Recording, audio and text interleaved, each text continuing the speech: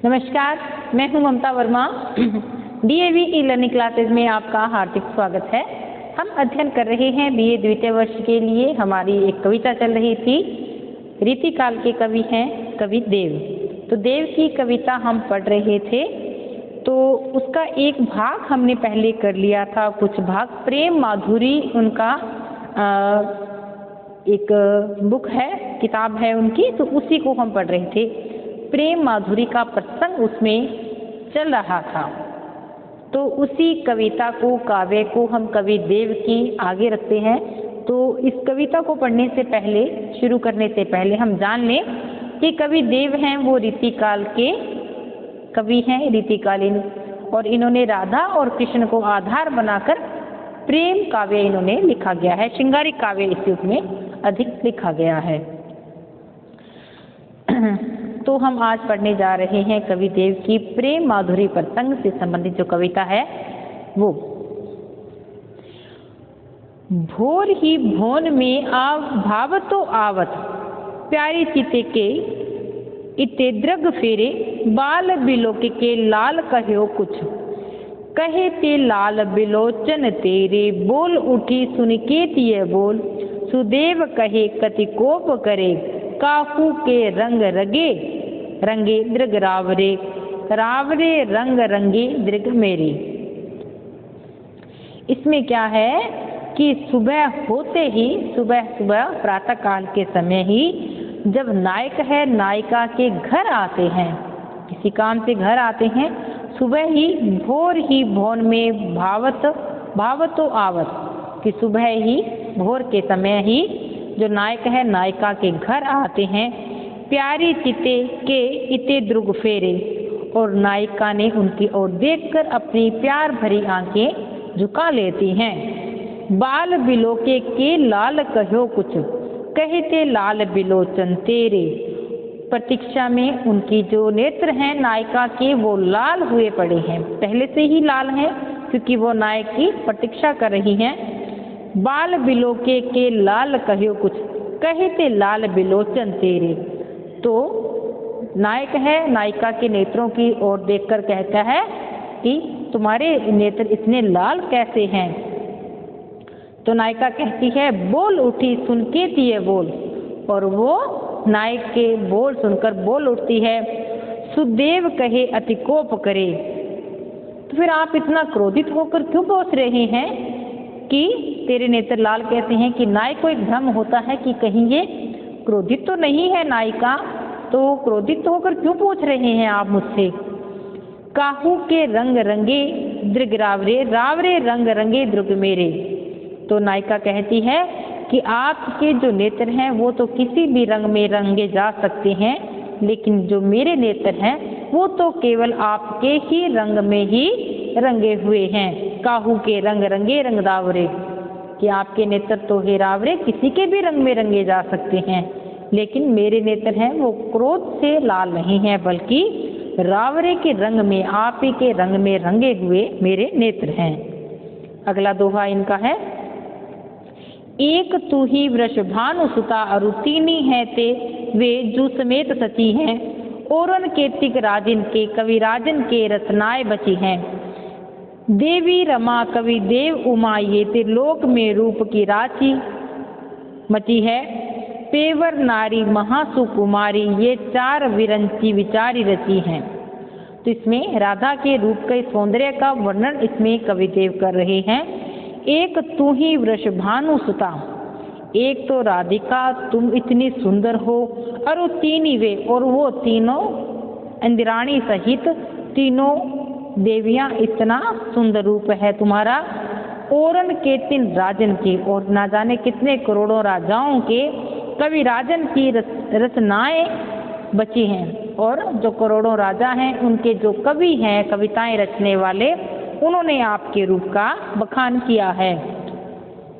देवी रमा कवि देव उमा ये, और देवी रमा, रमा कहते हैं लक्ष्मी को, और उमा कहते हैं पार्वती को। लक्ष्मी, पार्वती और इंद्राणी उमा ये त्रिलोक में रूप की राची मती है, तीनों के रूप के सौंदर्य का भंडार भरा है। पेवर नारी महासुकुमारी, ब्रह्मा ने ये वेद में ही दे दिया विचार कर संसार की श्रेष्ठ और सुकुमार नारी के रूप में आपको रचा है। ये चारों विरंची ब्रह्मा ने विरंची है, ब्रह्मा को कहते हैं कि आपको पूरे विचार के साथ रचा है। तीन तो वो हैं, इंद्राणी है, रमा है, लक्ष्मी है, पार्वती है और चौथी आप हैं। अगला है सराहे सुरासुर सिद्ध समाज जिन्हें लखी लाजत है रतिमार महामुद मंगल संगल से विल से भार निवार निवार विराजे त्रिलोक निकाय की ओप मुनि मनोहर रूप अपार सदु दूल्ही वृष भानुसुता दिन दूल्हा श्री ब्रजराज कुमार। तो इसमें राधा और कृष्ण के युगल जो सौंदर्य है वो कैसा लग रहा है, इसका वर्णन कवि देव कर रहे हैं। सराहे सुरासुर, आपको कौन सराहा रहा है, कौन आपकी प्रशंसा कर रहा है कि सुरासुर, सुर और असुर, देवता भी राक्षस भी और सिद्ध पुरुष के सारे समाज आपके रूप सौंदर्य की प्रशंसा कर रहा है। जिन्हें लखी लाजत है रतिमार, और जिन्हें देखकर, जिन्हें लखी यानी कि देखकर लाजत है लज्जित हो रहे हैं स्वयं रतिमार। रति उनकी कामदेव की पत्नी है रति, और वो स्वयं पर लज्जित हो रहे हैं कि आपका सौंदर्य इतना अधिक लग रहा है, युगल सौंदर्य राधा और कृष्ण का, कि उनको देखकर रति और कामदेव को भी अपना सौंदर्य कम लग रहा है। महामुद मंगल संगल से, और ये प्रेम अनिंद्य है और इससे आपके इसके हर्ष के साथ सारा कल्याण है वो सुशोभित हो रहा है। बिल से भार निवार निवार, और आप सभी को सुखदाई लगती हैं तरह तरह से। विराजे त्रिलोक निकाय की ओप मुनीस मनोहर रूप अपारे, और विराजे त्रिलोक, तीनों लोकों में आपके सौंदर्य की आभा विराजमान है। ओप कहते हैं आभा को। विराजे त्रिलोक, तीनों लोकों में आपके युगल सौंदर्य की आभा विराजमान है। मुनीस मनोहर रूप अपार, आपके रूप का तो मानो मुनियों को भी हरने वाला है, उनको भी ललायित कर देते हैं कि आपका जो युगल सौंदर्य है राधा और कृष्ण का, वो इतना सुंदर लग रहा है कि इससे मुनि भी हार मानने वाले हैं। सदु धूली वृष भानुसुता दिन दूल्हा श्री ब्रजराज कुमार, कि दूल्हा और दुल्हन के रूप में आप, दूल्हा कौन है, श्री कृष्ण है, दुल्हन के रूप में राधा है। तो आपका युगल जो रूप है दूल्हा और दुल्हन के रूप में, वह बंधनों को पार करने वाला है, सारे बंधन सारे कष्ट मिटने वाले हैं इससे। आपसु में रस में रहते बिह से बनी राधिका कुंज बिहारी, श्यामा सरहती श्याम के पागही श्याम सराहत श्यामा की सारी। एक ही दर्पण देखी कहे तिय नीकी लगो पिय पयो कहे प्यारी, देव सुबालम बाल के साथ त्रिलोकमयी बलि है बलिहारी। तो इसमें क्या है, इसमें भी राधा और कृष्ण के युगल का ही वर्णन है कि आपस में रस में बहसे, और इसमें क्या है, राधा और कृष्ण क्या करते हैं, उनका आपस में ही परस्पर वो प्रेम रस का पान कर रहे हैं और आनंदित हो रहे हैं। बिह से बनी राधिका कुंज विहारी, परस्पर लज्जित हो रहे हैं और उल्लासपूर्वक वो प्रेम की बातें कर रहे हैं। श्यामा सराहती, श्यामा राधा को कहते हैं, श्यामा सराह रही है किसको, किसकी प्रशंसा कर रही है, श्याम की पागही, जो भगवान श्री कृष्ण ने पगड़ी पहन रही है उसकी प्रशंसा कर रही हैं। और श्याम सराहत श्यामा की सारी, और भगवान श्री कृष्ण है श्याम है, वो जो राधा ने साड़ी पहन रखी है, जो वस्त्र उसने पहन रखे हैं, उसकी वो प्रशंसा कर रहे हैं, उसको बार बार सराह रहे हैं। एक ही दर्पण देखी कहें तिय, और दोनों एक ही दर्पण में देखते हैं इकट्ठे अपने युगल रूप को।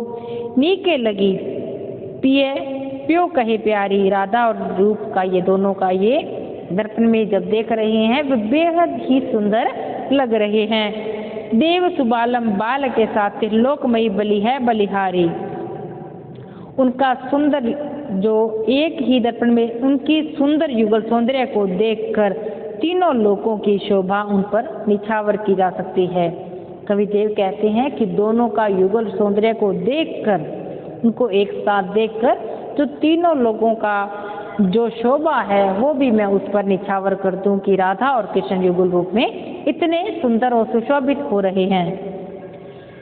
सुख तेज के मंदिर ते गुरु मंदिर, सुंदरी आई है सुघरी, गुल लोगिन के पग लागित प्यार सो, प्यारी बहू लखी सो तिजरी।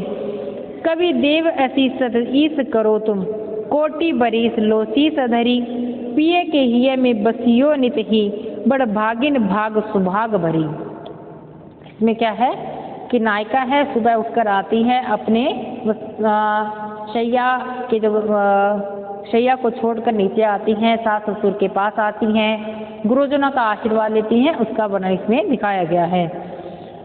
तो सुख सेज के मंदिर ते गुरु मंदिर, सुख सेज जो अपनी नायिका है अपनी सुख रूपी शैया को, शैया है जो उसको सुख देने वाली है, उसको त्याग कर वो गुरु के मंदिर में आती हैं, सज सज कर अपने सास ससुर के पास आती हैं।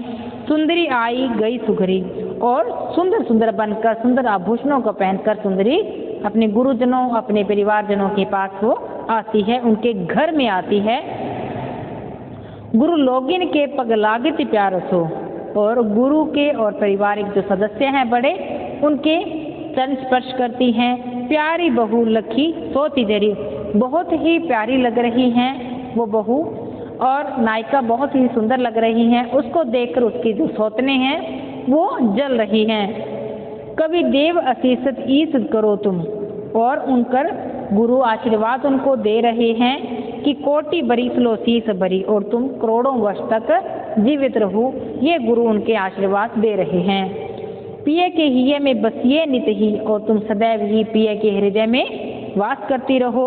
बड़ भागिन भाग सुहाग भरी, और तुम बहुत ही भाग्यशाली हो, और आपका अखंड सौभाग्य का आशीर्वाद उनके गुरु उनको दे रहे हैं।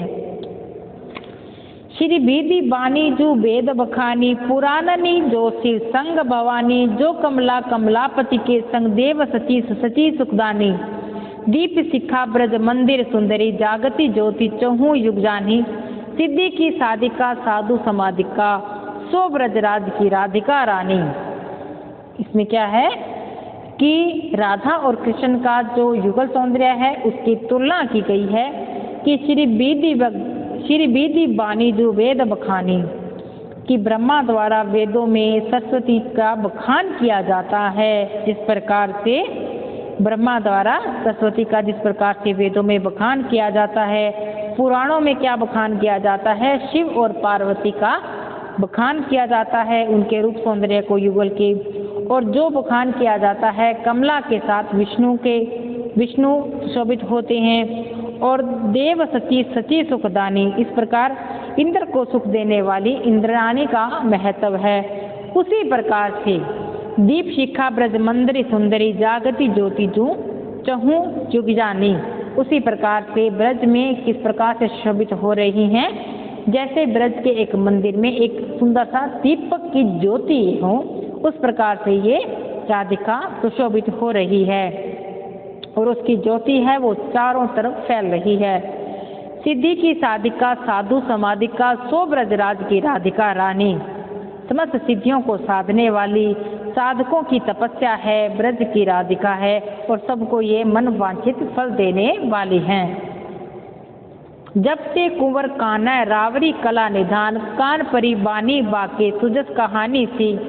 तब ही ते देव देखी देवता सी हंसती सी, खींचती सी रीझती सी रूसती दिशानी सी। इसमें वर्णन किया गया है राधा का कि राधा जब उसके गुणों को सुनती है कृष्ण के, तो वो कला के भंडार हैं, उनको देखकर कृष्ण के वो उसकी स्थिति पागलों जैसी हो गई है, जिसको उन्माद कहा जाता है, वैसी स्थिति राधा की इसमें दिखाई गई है। जब से कुंवर कान का रावरी कला निधान, जब ये कला के भंडार कृष्ण से आपने सूर्यश राधा ने सुना, उनका कला के भंडार हैं भगवान श्री कृष्ण का सुयश जब राधा सुनती है, तब कान परी बानी जब उनके सुयश को सुनती है, सुजस कहानी सी, तो आप उनका सुयश सुन रही है, तब ही ते देव देखी देवता सी हंसे थी। तब ही देव क्या कह रहे हैं कि वो देवता सी हो गई है, सीधा सा स्वभाव उसका हो गया है। और कभी वो हंसने लग जाती हैं, कभी भी वो खींचने लग जाती हैं, कभी वो मांझ रीझ जाती हैं, कभी वो रूठ जाती हैं, कभी वो गुस्से में आ जाती हैं कि उसकी स्थिति है वो उन्माद जैसी हो गई है। छोही सी छली सी छीनी, लीनी सी चकी सी छीनी, जकी सो चकी सो लागी थकी ठहरानी सी, बिंदी सो बंधी सी बिखू, बूढ़ी सी भी मोहती सी, बैठी बाल बकती बिलोकन बिकानी सी। कि छोही सी यानी कि कभी वो विचलित हो जाती है, कभी वो छल जाती है, कभी थकी हुई सी वो प्रतीत हो रही है। ऐसा प्रतीत होता है कि कभी वो चकित रह जाती है, जकी सी चकी सी खड़ी रह जाती है चकित होकर, कभी थकी ठहरानी सी, और कभी वो थकावट से बिल्कुल बुरी तरह थकी हुई प्रतीत होती हैं। बिंदी सी बंदी सी बिकू, खड़ी सी भी मोहित सी, जैसा लगता है कभी कभी उनको बांध दिया हो, थक गई हो और उनको जहर में डुबो कर दे दिया हो, या उनको किसी ने भेद डाला हो। बैठी बाल बकती बिलोकी बिकानी सी, और बकी हुई सी लगती है कि कभी वो अनगर्ल जो बकती रहते हैं जैसे बोलती रहती है, ऐसे लगता है कि राधा बिक गई है, उसका कोई भी मोल नहीं रहता है। और वो कृष्ण के जो रूप सौंदर्य का वर्णन जब वो सुयस उनका सुनती है तो ऐसे लगती है कि वो उन्हीं के हाथों बिक गई है। रिझी रिझी रहसी रहसी हंसी उठे, सांसी भरी आंसू भरी कहत दई दई, चौकी चौकी चक्की चक्की ओचक्की उचक्की देव, थकी थकी बकी बकी उठती बई बई। दुहन के गुण रूप दो बरनत फिरे, पलने थी रात रीति नेह की नई नई, मोही मोही मोहन को मन भयो राधामय, राधा मन मोही मोही मोहन मयो मई भय। इसमें ये नायिका है वो प्रिय पर मोहित हो जाती है राधा। तो रिझी रिझी रहसी रहसी रहसी हंसी उठे, कभी वो रीझ रीझ जाती हैं, कभी वो छिपती हैं और कभी वो फिर हंस देती हैं। कभी सांसें भरी, कभी वो सांसें लेती हैं लंबी लंबी, आंसू भरी, कभी उनकी आंखों से आंसू निकलते हैं, कहत दई दई, और कभी वो देव देव करके उठ जाती हैं। चौकी चौकी चक्की चक्की ओचक्की उचक्की देव, चौंक कर कभी कभी अचानक बैठ जाती हैं, हैरान सी रह जाती हैं, थकी थकी, कभी वो थक जाती हैं, कभी वो बकती रहती हैं और वो बार बार उठ बैठती हैं। दुहन के गुण रूप दो गुण वर्णत भय, नायक नायिका के और नायक नायिका के गुणों का वर्णन करता रहता है, एक दूसरे के गुणों का वर्णन करते रहते हैं। पल भर न थे रात, और एक पल भी वो घर पर स्थिर नहीं रहते हैं। रीति नेह की नई नई, और वो नायक नायिका हैं रीति की यानी कि प्रेम की नई नई वो रीतियाँ कर रहे हैं। कैसे कर रहे हैं कि आपस में कभी वो राधा कृष्ण के रूप वेश में आती है, कृष्ण राधा के वेश में आते हैं। मोही मोही मोहन को मन भयो राधा में, अब नायिका कृष्ण जैसे प्रिय को मोहित करती है, स्वयं को वो राधा बताते हैं। राधा मन मोही मोही मोहन भई, और प्रिय कृष्ण की तरह तल्लीन होकर स्वयं कृष्ण में हो जाती है। आई बरस सानिते बोलाई वृष भानु सुता, निरखी पर भानी प्रभा भानु के आगे गई, चक चक वानी के चकाए चट चोटी नसों, चौंकत चकोर चक चौंधा सी चैक गई। जब राधा है बरसाने सी है, राधा का जो क्षेत्र है वो बरसाने है, तो बरसाने से वृष भानुजा है राधा, वो एक बार गोकुल गांव में आती हैं। तो उसका वर्णन इसमें दिखाया गया है कि जब राधा बरसाने से गोकुल गांव में आती हैं, निरखी पर भानी प्रभा भानु के आगे गई, तो उसके देखकर जो सूर्य की जो आभा है वो भी फीकी पड़ जाती है। चक चकवी चक चकवानी के चकाए चटे चोटिन सो, चौकत चको चकचौन सी चैक गई, और बार बार चकवा और चकवी उनको देख देख करके उनके आंखों में चोटों के निशान हो गए हैं, उनकी आंखों में घाव पड़ गए हैं कि बार बार वो वहाँ की जो चकवा चकवी हैं वो राधा को देख रहे हैं।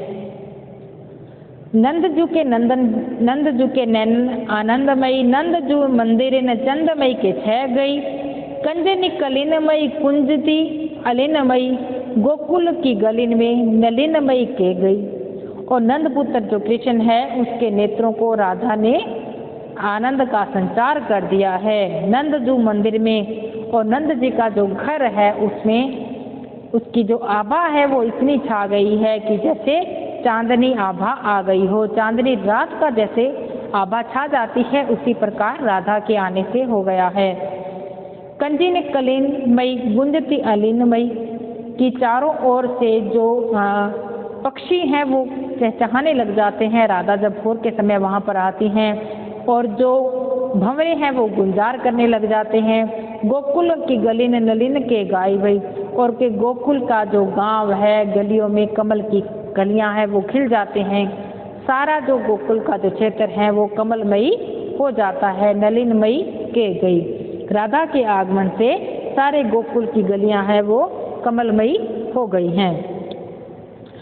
राधिका कानक को ध्यान धरे अब काना हवे राधिका के गुण गावे, क्यों असुआ बरसे बरसाने को पाती लखे लिखी लिखी राधा को जावे। राधिका राधा कृष्ण को ध्यान लगाती है, राधा कृष्ण का ध्यान लगाती है, तब काना हवे तब स्वयं को कृष्ण समझकर ही अब राधा के ही गुण गाती हैं। राधा है वो स्वयं को कृष्णमयी हो गई है, वो स्वयं को कृष्ण समझ रही हैं और वो राधा के ही गुण गाती हुई फिर रही हैं।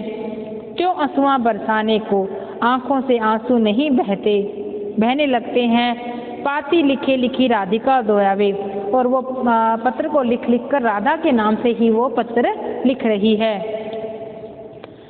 राहो हवे जारद की छिन में वह प्रेम की पाती ले छाती लगावे, और वह क्षण में राधा बन जाती है। उसे स्मरण आता है कि मैं तो राधा हूँ। फिर जो प्रेम पत्र उसने लिखा था राधा को ही कृष्ण बनकर, वो अपने हृदय से लगाती हैं और रोती हैं। आपन में अपन ही उलझे, और वो स्वयं में उलझ जाती हैं। कभी अपने आप को राधा लगता है और कभी वो स्वयं को कृष्ण रूप में मानती हैं। मुरझे बिरजू समझे समझावे, और पुनः कृष्ण का रूप समझ लेती हैं। खुद ही उलझ जाती हैं, फिर स्वयं को ही स्वयं समझा लेती हैं। यानी कि वो राधा जो प्रेम में वो पागल हुई है, उन्माद जैसी स्थिति उनकी हो गई है। पावरनी ते पवाड़े परे पुर पोरी लग, धाम धाम दुपन की धूम धूनियत है। कस्तूरी अगर सार चोवा रस धन सार, दीपक हजार में अंधार लूनियत है। मधुर मृदंग राग रंग के तरगनी में, अडंग अडंग गोपिन के गुनगुनियत है। देव सुख साजे महाराज ब्रज राज, आज राधा जू के सदन से धारे सुनियत है।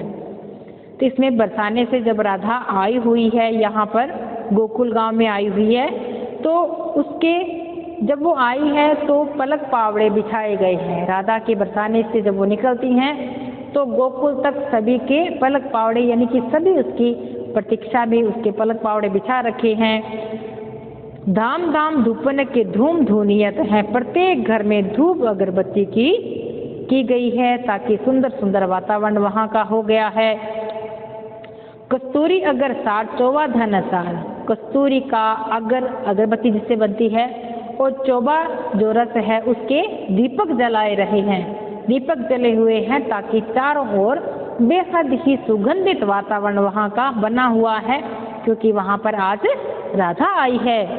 दीपक हजार में अंधार लुनियत है, हजारों दीपक वहाँ पर जलाए गए हैं। किस किस के? कस्तूरी के, अगर के, चोबा के। तो सारा अंधकार वहाँ का जो है नष्ट हो गया है।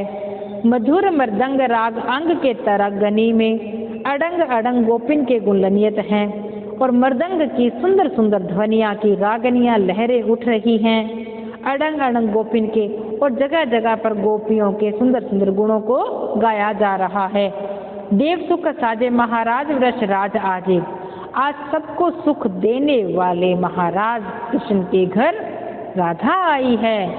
राधा जी के सदन सिधारे सुनियत हैं, उनके आगमन की सारी तैयारियां हो चुकी हैं और सर्वत्र प्रसन्नता का ही वातावरण बना हुआ है, सर्व और उल्लास ही उल्लास छाया हुआ है। तो ये है राधा और कृष्ण की जो चल रहा है प्रसंग। तो आज इस कविता को आप यहीं समाप्त करते हैं। तो इसका थोड़ा सा भाग और है, इसको करेंगे हम अगली क्लास में। तो इसको पढ़ें अच्छे से, एक बार पढ़ेंगे, वीडियो को देखेंगे तो आपको समझ में आ जाएगी कविता। ब्रज भाषा है, ज़्यादा मुश्किल नहीं है। तो इसको एक बार अच्छे से पढ़ें आप। तो मिलते हैं अगली क्लास में इसी कविता की निरंतरता को बनाए रखते हुए। तब तक के लिए धन्यवाद।